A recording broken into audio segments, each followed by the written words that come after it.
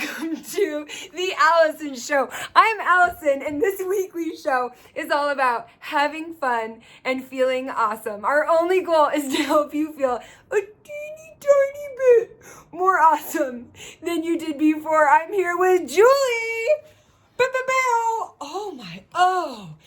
I practiced that all weekend. Work the world. And the first thing we want you to know is that, should we kiss? Season finale. Save it for the finale. We're wearing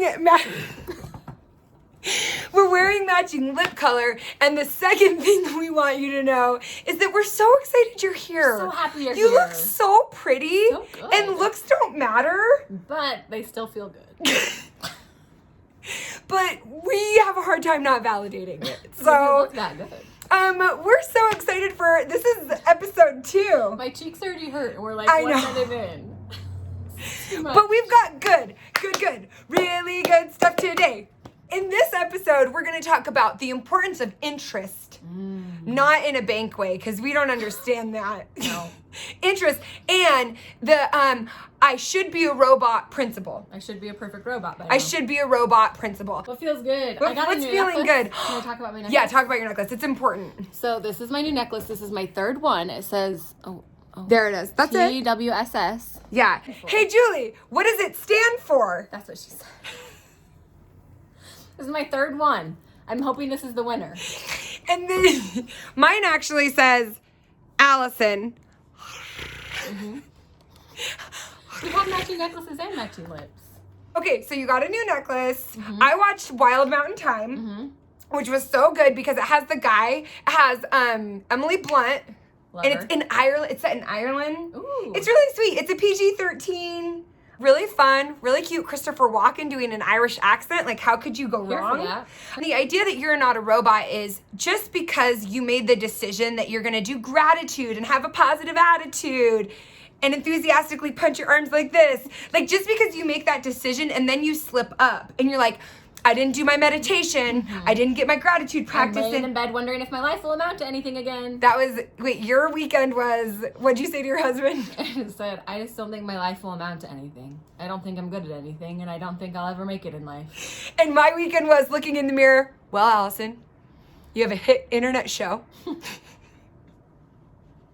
You wrote a book, not published yet, but you wrote it. And I guess this is it. You didn't really have any other life goals. You didn't really, I'm a I've deadbeat. peaked. What are we supposed to do from here? And what I used to do is then go into, let me beat myself up for being in that place. And then that's the, I should be a robot. So I feel like a lot of us have that expectation of, once I learn something, once I know this lesson, I set this intention and then I don't do it, let me beat the crap out of myself because I should have known better. Because I suck, because I can't do it. Yeah, and it's like, just maybe the next time you hear yourself say anything I should, just say, I should be a robot. And I love that idea because it's just like, okay, wait, actually, should I be a Should I robot? be? Like, Yeah. do I, because, I mean, in my case, and not to be rude to any robots out there. I mean, I want to be sensitive, but like, We're inclusive. it's not really my goal. The other thing that we have not talked, so let's talk about interest. So that's the I should be a robot is like, hey, guess what? There's a lot of heavy stuff and there's Also, it's normal to have to process things over and over again. multiple times. Multiple times. We like to think of it as like getting to that center layer of like maybe the onion is like I verbally process it and get upset about it once, and then I journal about it, and then I meditate on it, and then I have to talk to Julie about it again, and then maybe I have to have one more phone call. And then maybe a year later it gets triggered in a different way and Yeah. you have to work on it all over again. But that's normal. You're doing a great The job. process. We haven't talked about our nails. That's it. That's it. That's all we need to say. But now I want to talk about interest. And then we've got really good Q&A. So interest, not like in a bank way, but in like the emotion. This is a sexy fact, I feel. This is a sexy. Thank you, because I hadn't said anything sexy I feel yet like today. this is sexy. Tell him. Ba-na-na-na-na. And it. I did my own super zoom. I like that. Less editing. Keeping it easy. We're the Interest. whole staff here. The emotion of interest is a pleasurable emotion. Love that. Pleasure. Interest. For your pleasure. Feels good. And so one thing that has been bringing me a lot of interest lately is my embroidery. Mm-hmm. Also, I am 85 years old, and I'm happy to say Your it. embroidery's hip. It's not regular embroidery. It's hip embroidery. And so we got one of the Q&A, one of the questions that we got was, I've almost bought my embroidery kit for myself like 5 times, but it feels like a waste. And I can relate to that.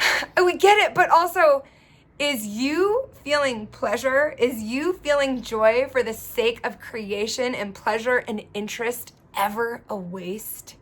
No. Because interest, there's like cheap thrills. Mm-hmm. See ya? There's cheap thrills.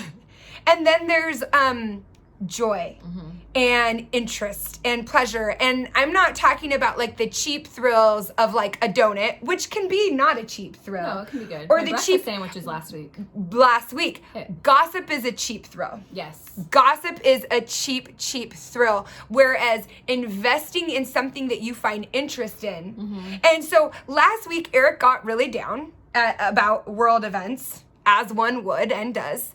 And we were doing the podcast and he didn't talk the whole time. And afterwards, I was talking to him and he expressed a teeny baby smidgen interest in drawing. And I had gone and bought myself all of these drawing supplies because I got really into drawing my body because it was helping me. That phase. It was early quarantine. It was early quarantine and it was helping me see my body just in a different way. Try it. Seriously, try it. Try drawing your body. Get naked and draw your body.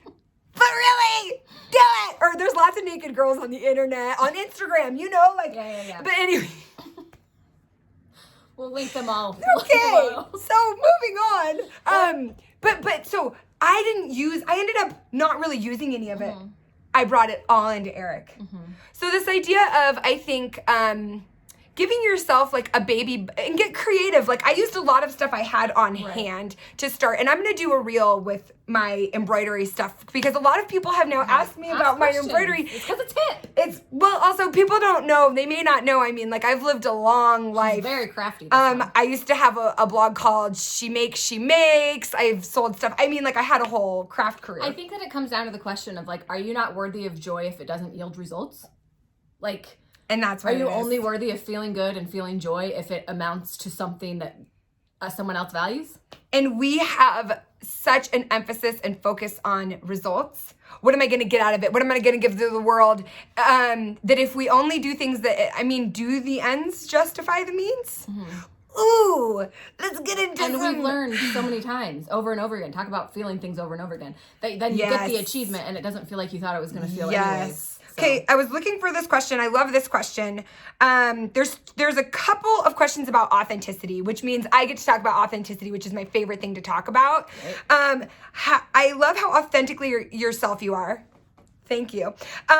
When did you fully embrace who you were? So that's one question about authenticity. The second question about authenticity is, how do I balance authenticity and protecting my family's privacy? How do I find my line? So first off, what is authenticity? And I think that people think authenticity is sharing a bunch of details. And so people think that I'm really authentic because I'm like, I can't zip my pants. Right. They're about, 4 inches 3 open? 3 inches open? 3 and then some. What authenticity is sharing without trying to control how you are perceived. So for some people, I just happen to share a lot of details like that. And it feels different for different people. And it feels different. It doesn't mean I'm authentic. I'm not saying I'm not authentic. I've actually worked really hard because I come across as authentic even if I'm trying to control how I'm perceived. But the same things don't hit the same. Like, I can share about postpartum depression and how I tried to kill myself and abandon my family. And that actually, at this point, doesn't feel vulnerable to me. Yes. But because those are private details, it seems like I'm being very vulnerable. And so... But then there's other things that I'm like... that I don't want to talk about. Yeah. And so authenticity, how do you know? So I think that she was asking, like, she wants to share online. And she thinks, I want to be authentic, but in order to be authentic, I have to show everything. Share everything. But I love what you say. Protect your details. Protect your mother details. Protect them. the details. Because Because we're recovered overshares. We are recovered overshares. And if you can withhold information to control how you're perceived, Definitely. or you can vomit information to control how you're perceived. How do you know what the line is? You practice. Mm-hmm. You practice. And how do you get to a place where you can share without trying to constantly control how people perceive you? It is spending more energy being okay with the fact that you're going to disappoint people and people aren't going to like you, mm-hmm. than it is spending more energy trying to make sure everybody likes you and that you never disappoint anyone. Yeah.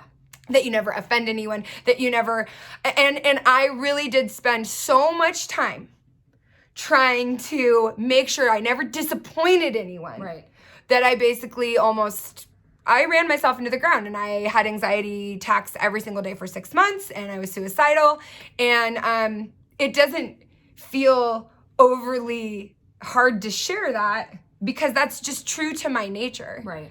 And the more that you just can be like, okay.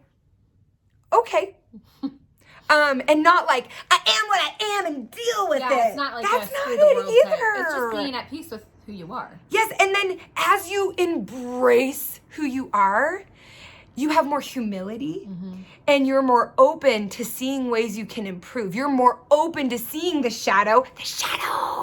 You're more open to seeing the darkness within you without it wrecking you. Yeah. So that you can't improve. You think beating yourself up is going to make you a better person? No. Being okay with who you are, because then if somebody comes at you and says, hey, Allison, you were really naive and you missed this, this, and this, mm-hmm. which I have my whole life, I can be like, yeah. Instead of spiraling to shame and doom and thinking you're a worthless human. Which is like when I get mad at Fiona and she goes, you hurt my feelings. That was me. Right. Forever. And I'm not, but also positive feedback only, please. That rule remains we talk a big talk, but we're just still sensitive. So, okay, I love this one last question. How do I learn patience when I know something is coming but not quite ready for me? Oh, that's a good one. Okay, but like, that's it. You answered your own question. How do I learn patience? You're doing it. So just because it's uncomfortable doesn't mean you're doing it wrong. Just because it's hard doesn't mean that you are incorrect or wrong. And I have really been getting back to basics for myself, the power of gratitude, mm-hmm. And what is going well right now. What are the things, and again, like we said, it's not to suppress the heavy, but what you will find what you're looking for, and also let the emotions flow through you. So if you feel really impatient, you're not a robot. I'm impatient. That's because that's what it is. Yes, stop. It's hard right now. Yeah, stop trying to squelch that. Be like, I'm impatient. It's like when people are like, I don't know why I'm so exhausted. And then they give you their day and you're like, you don't know? It's also like, I don't know why I'm so sad about the pandemic or about the world. And I'm like, I do. I do, because it's very sad. Because it's horrific. Yeah. Because the images that are being shown over and over last week are sickening. Reality is hard right now. Just the world reality is hard. So give yourself so much compassion and grace. So much compassion and grace. Because you're beautiful. You're smart. And gosh darn it. You're perfect. You're good enough. You're smart enough. Did you know I can do a Mount Rose, Minnesota accent? Pretty good. I like it. I don't know. Minnesotans. Whole episode next time is going to be next time, Eric really likes when I do it. Ooh. He really likes it. When does he like it? Hey. We are so glad you're here. We had so much fun in episode 2. And remember, only you can be you. And you're already as awesome as you need to be. Yeah, you are. Have a great one.